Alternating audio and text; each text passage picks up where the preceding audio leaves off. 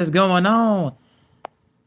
Intelligent Cycle here. So, yeah, I'm here to discuss the Spider-Man Brand New Day trailer as you're seeing it right now. So, this just came out just a few hours, several hours ago, and I had been able to get the chance to see it earlier in the day, way early this morning. Man, what an absolute banger of an opening start. Of course, if you don't know, Destin Daniel Cretton is doing this film, and it's not under the tutelage of John Watts. And this time, Tom Holland back reprising a role as Spider-Man Peter Parker. Now, the things that I'll just discuss a little bit more in this trailer as it goes along. You kind of see he's talking. He kind of has a bit where he's talking on the phone, which alludes to him talking to Ned, and of course he's seeing his girlfriend MJ. But I feel like that's more or less alluding to what's going to be cost because they still that was before the whole wiping out the memory part, and I feel like this time around we're gonna see more Peter Parker, Spider-Man, in more of a downward spiral. Like he starts spiraling out of control, and you kind of see that as the film goes along.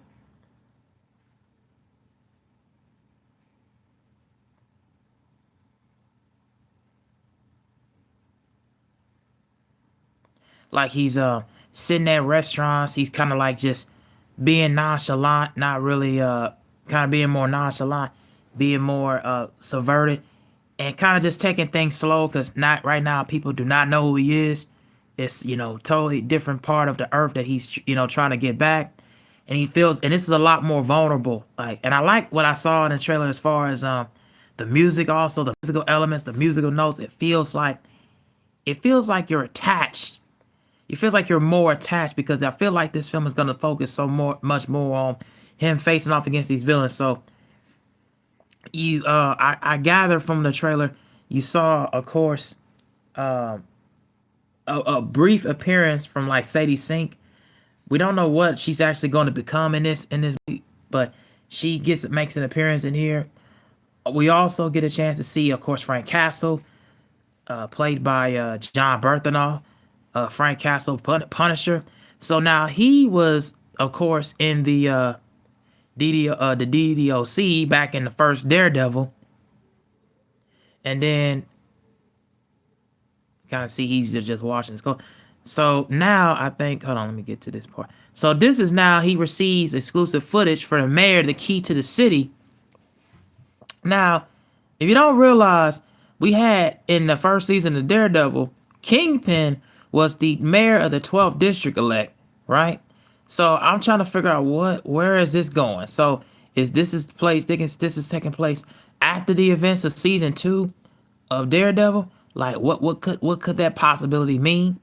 Because as he's receiving the key to the city and everything, and I heard that there was gonna be an appearance from Daredevil in here, and like I said, you saw Frank Castle's Punisher. He was also in here involved with an interaction with Spider-Man that's like going down the the New York subways and the passageways and everything on the road. So I feel like that's gonna be uh, Anton Love. I'm a guy, but anyway, as I was saying, getting back to that part of the trailer, I feel like I don't even know where I left off. Yeah. So, anyways, as I got through the parts of the trailer, I feel like he's receiving the key to the city. I wonder if this is taking place right after the events of Daredevil season 2, and we're gonna see more of like what happened with that part. And I wonder why is Matt Murdock Daredevil gonna make an appearance in here just as much as of course with Frank Castle. So I wonder what's that gonna be about. I wonder where is that gonna take. Well, I wonder where is that gonna be taking its toll. Now you do end up seeing Born Again. Yeah, Daredevil Born Again, season 1. I'm talking about. So yeah, I see that now. There are some events taking place where So I see now events taking place that you got the return of Scorpion, and you end up getting the return and then you end up getting another Spider-Man villain, a Tombstone. I feel like that both of them are gonna have a really major impact. Because I think Bokeem Woodbine was the character that played Scorpion, if I'm not mistaken. That was pretty cool. Uh, so you're gonna have the return of them, and then you end up having the return of and then you end up not a return, but you end up having another appearance of these group of, like, ninjas, more or less like ninjas, more like samurais. Samurai guys end up calling themselves the Hands. So end up fighting. He's gonna end up fighting these other group of characters called the Hand, which is gonna be pretty interesting. And then Boomerang and Tarantula also made an appearance in this trailer that you seen. Didn't really get to show a lot of brief montages of it, but you end up getting to see little brief montages here and there. So I'm wondering how all of these things are going to intertwine and how they're going to intertwine and connect, because they're going to have some sort of feeling and a feeling. So I also am hearing from some sources on YouTube, some critics on YouTube, that were saying that there's going to be a major character in the film that's going to die in the film. I don't know who that could possibly be, so don't quote me on that. I don't know who that could possibly be. But from what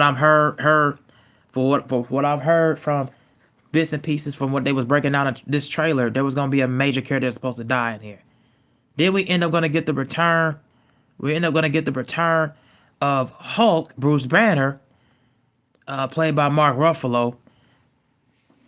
We end up getting the return of that as he's working at a college or a university as a professor, and then Peter Parker asking for his help with something.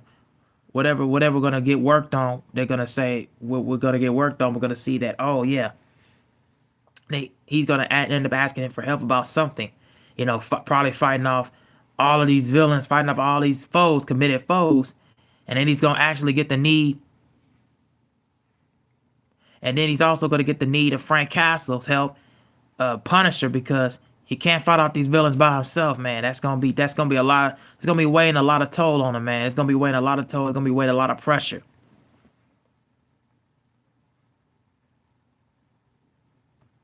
So here's the interaction I'm talking about with Frank Castle's Punisher. I think that's gonna be a great thing for him, because I feel like now you're gonna get to the point where it's gonna be all of Spider-Man's villains fighting himself. Because my problem with the other movies in the MCU Spider-Man is that it's too much like he's fighting with the Avengers. I feel like he joined the Avengers and has to fight along with them, and have their set of villains instead of him having his own villains. And when he gets tutored and mentored, he's pretty much by himself.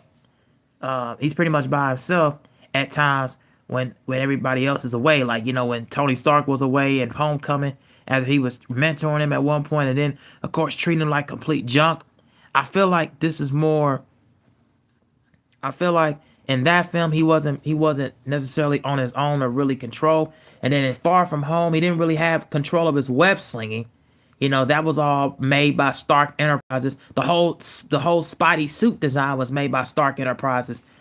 And then of course in No Way Home, it was merely because of like a warp in the multiverse. So every other villain that happened in Sam Raimi's and Andrew Garfield Spider-Man, all the other villains came from there, like Electro, Riz, the Lizard. Then of course we had Alfred Molina as Doc Ock, Otto Octavius, Green Goblin. So all these villains were in other films, but we never really got a chance to see Tom Holland, his villains, in his own movie battling one another, battling against those kind of foes. And we hadn't really seen the other issue of the level of the Ultimate Spider-Man comics really come to life, as far as him battling his own villains that are compulsory in his own world. And I feel like this is gonna be more grounded and well rooted. It's gonna be more well grounded and well grounded and more rooted into his lore versus him trying to be tag along with the Avengers. So I feel like that's gonna be more of a big accomplishment when July 31st comes. and when it comes to really attaching itself to it. So I think that's gonna be interesting. Oh, Anton, hey, what's going on? You was also saying, yeah, it's rumors that said it's gonna be Grey Hulk. Yeah, it's gonna be more of Grey Hulk, and it's gonna be more of instead of Professor Hulk like we got in the previous MCU installments and in the She-Hulk show. That's that was like Bruce Banner, and then the other, and of course in Avengers Endgame that was more Professor Hulk.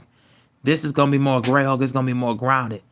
Then you say, yeah, this is one more grounded, more neighborhood like. Yeah, it's gonna be more of the friendly neighborhood Spider-Man, like cult like film as, of course, like I said, your family neighborhood Spider-Man. And it's gonna be set more like the Spider-Verse animated films, and it's gonna be set like your friendly neighborhood Spider-Man, like the show, like the actual show that's on the streaming services right now on Disney Plus. So hopefully that's gonna be more in that vein. And I think that's gonna be more of the idea and the gist of it. Now I want to go to a part that's very interesting, and like I said, it's gonna be more vulnerable. The reason why I say that it's gonna be more vulnerable and he's gonna be more, because I think the web slinging is gonna be like he loses his sensibility and power. Not losing his sensibility like he's actually losing his powers. I feel like he's gonna be losing a sense of just the idea of like really being recognized and really truly protecting the ones that he loves. I feel like that's gonna be a thing that's gonna be very key throughout this film.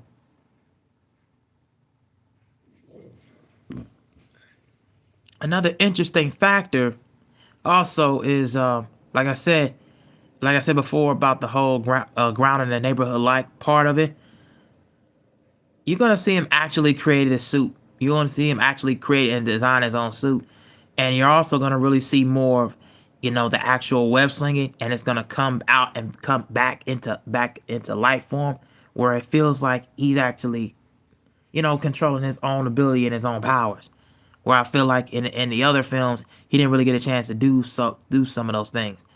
And don't get me wrong, I'm not saying I didn't like the other John Watts, Spider-Man films that Sony with Sony attached to it. I like those films too. I thought those films were cool.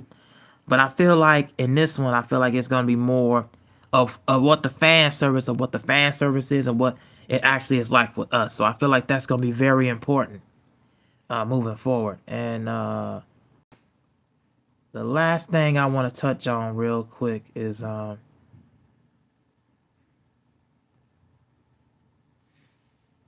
there's gonna be a moment.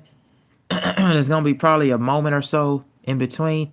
And as I was watching the trailer, I think I missed this part.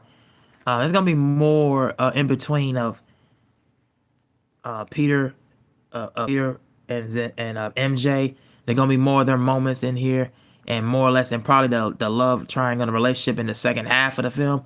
Once she starts to realize that who Peter Parker truly is and who he really is, I think there's gonna be more of that kind of dynamic where he's gonna have a lot of choices, and especially his way to personally be protected.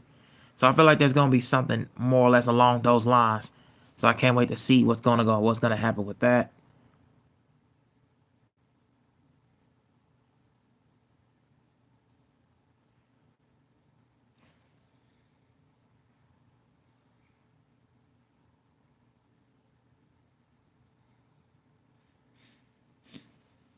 And these is also him fighting these other like ninjas, these other like group of these ninjas, these other group of forces called the Hand. I think with the web slinging, I think like I said, he's going to be more controlled and be more grounded. I think this is going to be really, really compelling. I can't wait to see. Um, I can't wait to see these fight sequences and these battles coming up. That's going to be crazy. It's going to be really, really enjoyable, and it's especially as soon as I'm going to be in line watching it in the theaters on IMAX. Oh my goodness, the sound is going to be beautiful. It's going to be amazing when this comes out July the 31st. So yeah, man, I cannot wait to see what's gonna happen with this, man. This is gonna be an amazing, amazing accomplishment um, when it comes out. And again, highly looking forward to everything that's gonna happen. I can't wait to see all the villains that are gonna be in there. I can't wait to see all of the cast and some of the reveals. It's gonna be a couple of cameo appearances from what I've heard. It's gonna be amazing. So yeah, man, those are my thoughts on Spider-Man Brand New Day trailer. Tell me what you guys think down in the comment section down below.